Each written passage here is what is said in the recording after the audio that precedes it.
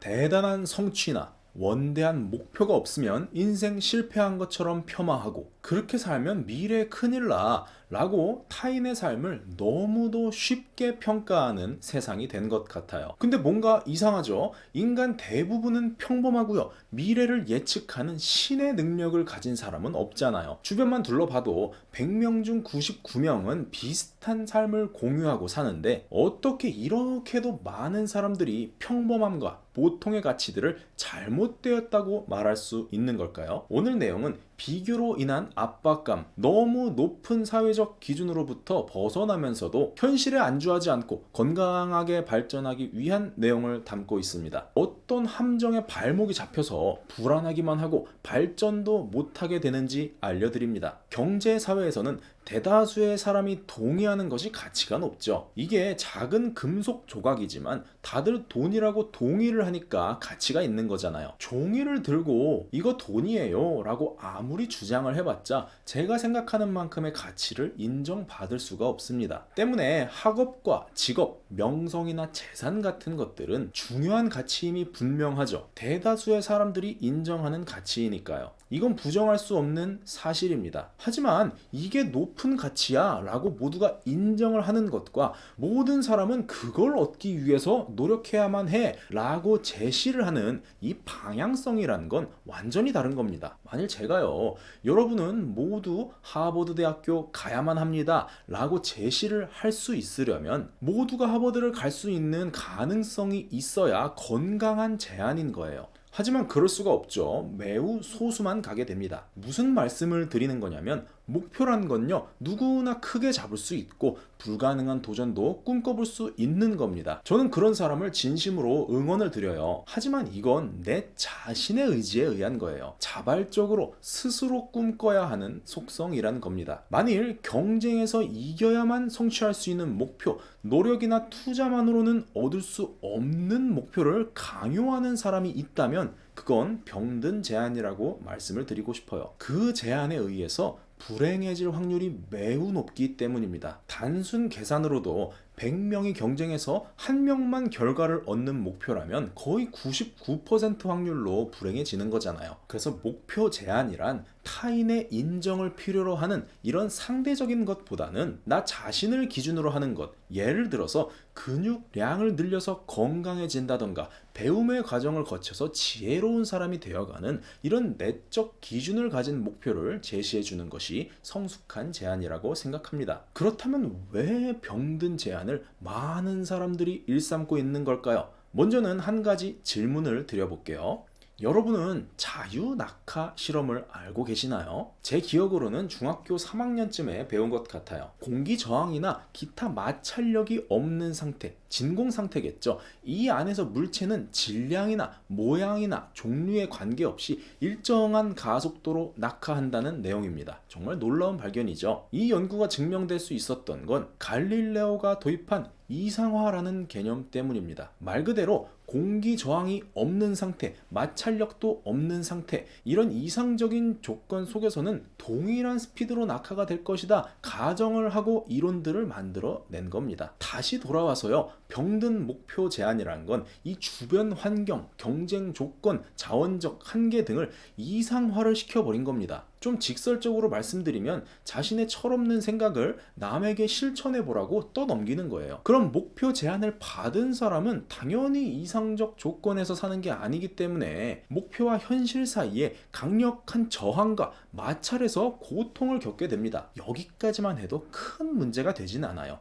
내가 이 고통을 직접 겪으면서 이 길 아닐 수도 있겠구나 판단할 수도 있겠고요. 사람 말이라고 다 들을 것이 아니야 라고 경험치도 쌓을 수 있겠죠. 근데요, 너 왜 이렇게밖에 못해? 라고 뒤에서 계속 밀어버리는 상황이 되면 이유도 모르고 멘탈만 갈려 나가는 거예요. 이 상황에서 스스로 깨닫고 멈추기 쉽지 않습니다. 이런 상황에 있는 분이라면 빨리 주변 상황을 돌이켜보세요. 다 갈려나가도 아무도 책임 안 집니다. 결국에는 내가 다 져야 하는 거예요. 그래서 큰 목표를 가진 사람, 경쟁적 목표를 추구하는 사람은 스스로 그걸 선택했다는 확신이 있어야 건강하고 행복합니다. 저항과 마찰이 있어도 내가 선택한 거야 라는 행동의 본질이 나한테 있어야 그걸 고통으로 느끼는 게 아니라 당연한 절차, 마땅히 겪어야 할 일이라고 여기고 성장할 수 있는 거예요. 때문에 사회적 압박, 아무것도 이루지 못한 것 같은 자괴감만 계속 느껴진다면 내 주변에서 어떤 목표 제한들이 일어나는지, 그리고 그것이 내 선택에 의해서 추구하는 것인지 이걸 인식하는 것이 첫 번째 과제입니다. 지금 나를 움직이게 하는 것들이 병든 제한인지 성숙한 제한인지 따져봐야 한다는 거예요. 근데 이런 경우도 있을 거예요. 나는 그 목표를 스스로 정한 사람입니다. 그래서 분명히 달성할 수 있다고 한편으로는 생각하고 있지만 갑자기 어느 순간이 되면 버티기 어려운 압박감과 스트레스가 생겨요. 현실적인 대답을 한다면 당신이 결정했으니 알아서 감당하십시오 라고 말할 수도 있겠지만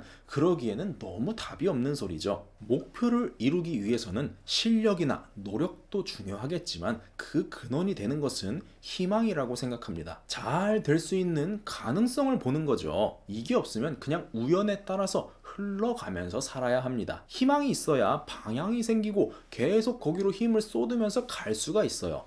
근데 내 목표에 희망 대신 낙관이 자리 잡은 사람이 있습니다. 희망은 발할 희에 발할 망자를 쓰는데요. 낙관은 즐길 낙에 볼 관을 써요. 방향성과 의지가 있는 게 아니라 그냥 즐거운 상상만 하고 있을 수가 있다는 겁니다. 3년 후면 잘 살게 되겠지. 나이 좀 먹고 나면 내 인생 바뀔 거야. 물론 잘 될 수도 있죠.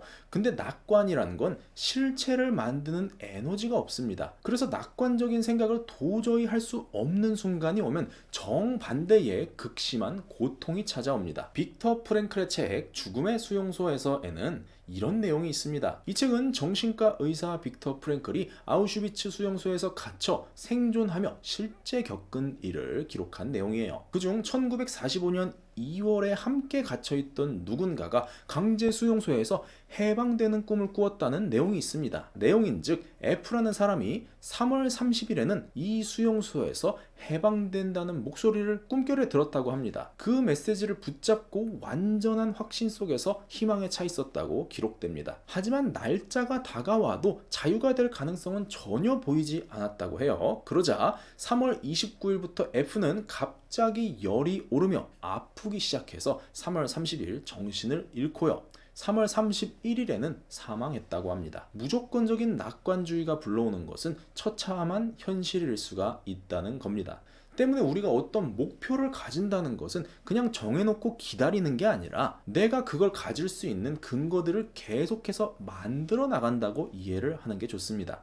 근육 3kg 늘리고 싶으면요, 운동 플랜을 만들어서 일주일에 3번씩 근력 운동을 해야죠. 식단을 해야죠. 그럼 몸짱 될 수 있는 근거가 현실에서 1%씩 근육량으로 보면 하루에 몇 g씩 계속 쌓이기 시작하는 겁니다. 만일 미국 여행 가고 싶어요. 그러면 내년에는 갈 수 있을 거야. 이게 아니라 미국 여행 통장을 만들어서 한 달에 얼마씩 모아야 갈 수가 있는 겁니다. 이렇게 내가 근거를 모을 수 있는 활동이 목표가 되어야 낙관주의에서 오는 리스크를 방지할 수가 있어요. 내가 바라고 있는 이 희망에 충분히 바랄 만한 증거가 있고 근거가 있어서 이게 점점 차오르는 게 보여야 건강하게 행복하게 목표를 추구할 수가 있습니다. 근데요, 이런 경우도 있어요. 세상이 이미 경쟁을 빼놓고는 돌아갈 수가 없는 구조가 되어버렸고 모두가 그 속에서 치열하게 살아가고 있잖아요. 때문에 자연스럽게 학습이 된 표현들이 있습니다. 너 목표가 뭐니? 나중에 뭐 먹고 살 거니? 이게요, 악의를 가지고 경쟁을 부추기기 위해 질문하는 게 아니라